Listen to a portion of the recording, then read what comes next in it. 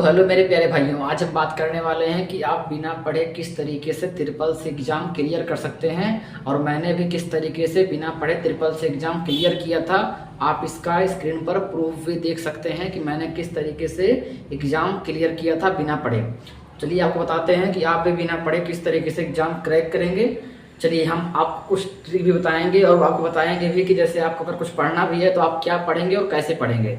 और आप अगर नहीं भी पढ़ेंगे फिर भी आपको कुछ पता है या फिर नहीं पता है तो आप ट्रिक वगैरह की सहायता से कैसे भी करके इस एग्ज़ाम को कैसे क्लियर कर पाएंगे। और साथ ही भाई कुछ भाई ने कमेंट किया था कि ट्रिपल सी एग्ज़ाम को फॉर्म अगर डायरेक्ट करना चाहते हैं। देखो भाई, इसमें डायरेक्ट वगैरह कुछ नहीं होता है। आप एग्ज़ाम देने की मतलब जैसे आपको अगर ट्रिपल सी करना है तो आप फॉर्म भरेंगे, चाहे आप इंस्टीट्यूट से जहाँ सीखने आते हैं वहाँ से भरिए या फिर आप अपने यहाँ खुद से भर सकते हैं।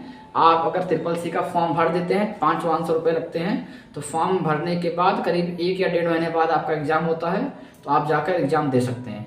अगर आपको सीखना वगैरह है तो आप इंस्टीट्यूट पर जाकर सीख सकते हैं। ठीक भाई, अब तो कोई डाउट नहीं होगा ना कि आप मतलब अगर आपको एग्ज़ाम देना है तो पहले आप फॉर्म भर दीजिए, 1.5 महीने बाद आपका या फिर 1 महीने बाद आपका एग्ज़ाम हो जाएगा।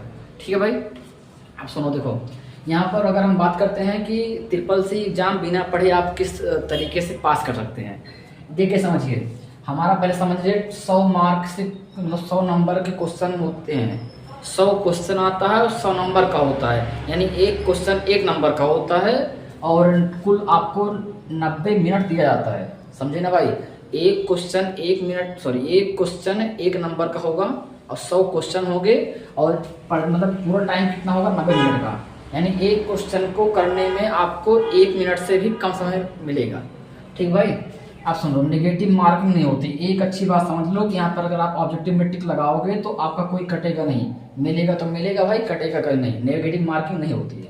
आप समझो, पास मार्किंग अगर आपको 100 में से आपने 50 क्वेश्चन सही कर दिए तो आप पास हो जाएंगे। यानी 100 में से अगर आपने 50 नंबर ला दिए तो आप पास हो जाएंगे। ठीक भाई, और सुनो, इसमें ग्रेड होता है A, B, C, D और S ग्रेड। अगर आपको S ग्रेड पाना है तो उसके लिए 85 से 100 मार्क्स मतलब 100 नंबर चाहिए। और अगर S ग्रेड में A ग्रेड चाहिए तो 75 से 84 नंबर तक। और अगर आप B ग्रेड चाहिए तो 65 से 74 नंबर तक पाएंगे तो आपको B ग्रेड मिल जाएगा। और C के लिए 55 से 64 तक। और D में भाई अगर 50 से 54 के बीच में आएंगे तो आप इसमें आएंगे D ग्रेड में। और भाई D से मतलब अगर 50 से भी कम आएगा तो फेल हो जाएंगे। लेकिन एक बात समझ लीजिए कि 50 नंबर कम से कम आपको चाहिए पास होने के लिए। और सुनो, इसमें ग्रेड मायने नहीं रखते कि यहाँ पे A ग्रेड पाए कि B ग्रेड, कुछ किसी भी ग्रेड से पास हो, बस आपकी जहाँ भी आपको मतलब उपयोग किया जाएगा, आपका ट्रिपल सी की मार्कशीट का यूज होगा, वहाँ पर सिर्फ ये देखा जाएगा कि आप ट्रिपल सी क्वालिफाई किए हैं कि नहीं। समझ गए ना भाई, वहाँ पर ग्रेड का कोई मतलब नहीं होता। बस आप ध्यान रखिए कि आपको पास ही होना है बिना पढ़े। ठीक भाई, अब समझो, तो यहाँ पर हमारी ट्रिक क्या रहेगी। ट्रिक भाई देखो, समझो, पहला आप समझ लो, यहाँ लिखे हैं फर्स्ट इम्प्रेशन। जैसे आपने मान लीजिए कि कोई प्रश्न यहाँ लिख दो। पहले देखो लिखा है कि जो आपको आता हो। अगर आपको कोई क्वेश्चन आ रहा है तो पहले आप उसे कर, जो क्वेश्चन आपको आ रहे हैं पहले आप उसे करेंगे। जैसे देखो, बैग तो जाने का टाइम मिलेगा नहीं, मिल सकता मतलब आप बैग जा सकते हैं क्वेश्चन पे, फिर भी आपको एक क्वेश्चन, जैसे समझो आपका एग्जाम देने से आप बैठे गए तो एक क्वेश्चन आपका आएगा तो उसमें 30 सेकंड आपको रुकना ही पड़ेगा। टाइमर चलता रहता है, बिना 30 सेकंड मतलब खत्म हुए, मतलब बिना 30 सेकंड खत्म हुए आप अगले क्वेश्चन नहीं जा पाएंगे। तो अगर आप 30 सेकंड आपको एक क्वेश्चन पर देना ही जरूरी है तो आप 30 सेकंड में देखिएगा। अगर पहले आपको वो क्वेश्चन आ रहा है, अगर आ रहा है भाई तो आप उस पर टिक कीजिए। अब नहीं आ रहा है तो क्या करेंगे, उसके लिए हम बता रहे हैं। ठीक है, नहीं आएगा तो क्या ट्रिक करेंगे आप। देखो, ट्रू एंड फॉल्स, अगर कोई ऑब्जेक्टिव क्वेश्चन में ऐसे आया ट्रू एंड फॉल्स वाला क्वेश्चन आएगा तो कैसे करेंगे। जिसमें कहीं लिखा होगा नेगेटिव, किसी क्वेश्चन के आंसर में लिखा होगा, जैसे लिखा जाता है कि कंप्यूटर मतलब एक आउटपुट डिवाइस नहीं है, वैसे है। तो जहां नहीं है नेगेटिव कहीं लिखा रहेगा तो वही वाला ऑप्शन सही होगा। क्या समझे, फिर समझो। अगर आपको नहीं आ रहा भाई तो आप जहां पर लिखा होगा नेगेटिव, जैसे मान लीजिए लिखा है कंप्यूटर एक आउटपुट डिवाइस नहीं है, तो वही वाला ऑब्जेक्ट क्या होगा, सही होगा। यहाँ अपना बता रहे हैं एक्सपीरियंस जो मतलब आपको ज़्यादातर क्वेश्चन में सही होता है। अब देखो, अगर कहीं ओनली शब्द का मतलब आता है, जैसे ऑप्शन कैसे मान लीजिए लिखा है कि केवल बी, तो वो भी यहाँ गलत होगा। जहाँ पर लिखा रहता है केवल बी, वो भी यहाँ तक गलत होता है। ठीक भाई। तो यहाँ पर अगर केवल बी लिखा है चाहे केवल सी लिखा है, ओनली वर्ड अगर आ गया तो वो फॉल्स, वो गलत रहेगा।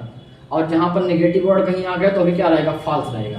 अब समझो ए और बी, कहीं ऑप्शन में अगर आपको मिल गया है कि ए और बी लिखा रहता है ना, ए एंड बी दोनों, तो अगर आपको ऐसा कहीं मिला है बी और सी दोनों इस तरीके से लिखा रहता है तो वही सही होगा। उसके बाद अगर कहीं आपको लीजिए ये सब नहीं है, मान लीजिए अगर कहीं आपको ऑप्शन में लिखा रहता है ऑल ऑफ द ऑप्शंस, मतलब सारे ऑप्शन सही है इनमें से सभी, अगर आपको कहीं ए वाला ऑप्शन मिल गया तब भी सही रहेगा वही।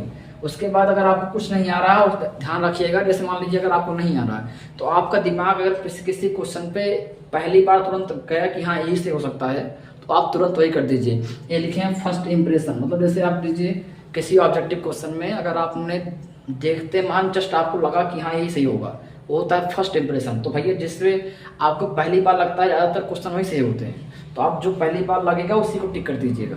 ठीक भाई, एक बार फिर समझ लो कि आपको क्या करना है। अगर जो क्वेश्चन आपको आता है पहले उसे कर रहा है, अगर नहीं आता तो ट्रू फॉल्स में अगर कोई क्वेश्चन आ गया है ट्रू एंड फॉल्स वाला, उसमें देख लीजिएगा कहीं अगर मान लीजिए लिखा होगा कि जैसे कंप्यूटर एक आउटपुट डिवाइस नहीं है, नेगेटिव वाला कहीं भी क्वेश्चन होगा तो वो वाला फॉल्स रहेगा। और फिर जहाँ लिखा होगा ओनली वर्ड कहीं आ गया जान लो वो भी फॉल्स होगा। सिर्फ मान लीजिए रहता है ना केवल बी, वो भी जान लो गलत ही रहेगा। और समझो अगर बी ए एंड बी कहीं लिखा रहता है ना ए और बी दोनों या बी और सी दोनों, तो अगर ऐसा कोई ऑप्शन आ गया तो वो वाला ऑप्शन सही होगा चारों में से। और अगर मान लीजिए ये नहीं है कहीं लिखा है आल, तो अगर कहीं आल ऑप्शन में लिखा है तब भी वो भी कोई क्वेश्चन सही होता है। जैसे कहते हैं ना मतलब 4 ऑप्शन दिया है, चौथा वाला लिखा रहता है कि इनमें से सभी, तो वही वाला सही होगा।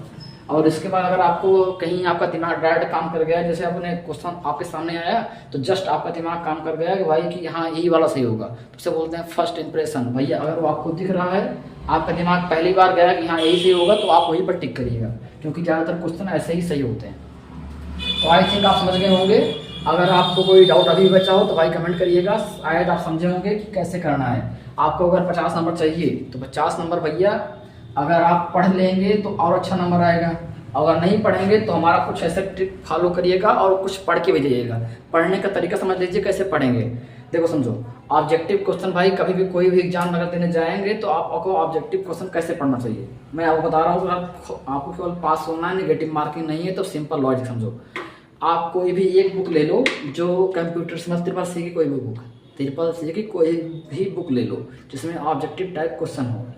उस बुक में आप जैसे मान लीजिए आपका एग्जाम है कल, या फिर मतलब मान लीजिए आज हमारा एग्जाम है शाम को, मान लीजिए 3 बजे एग्जाम है, 3 बजे मान लीजिए शाम को है, तो आप सुबह उठिए 1 बजे 2 बजे, नहीं तो सुबह मान लीजिए आपको सुबह टाइम है 5-6 बजे, जब भी आपको टाइम है, मतलब एग्जाम देने के जस्ट 2 घंटे 3-4 घंटे पहले आप अपना एक पेंसिल उठाइए और जो क्वेश्चन थे उन पे वैसे पढ़ते जाइए, टिक मारते जाइए। सुनो ध्यान से, वैसे बता रहे हैं।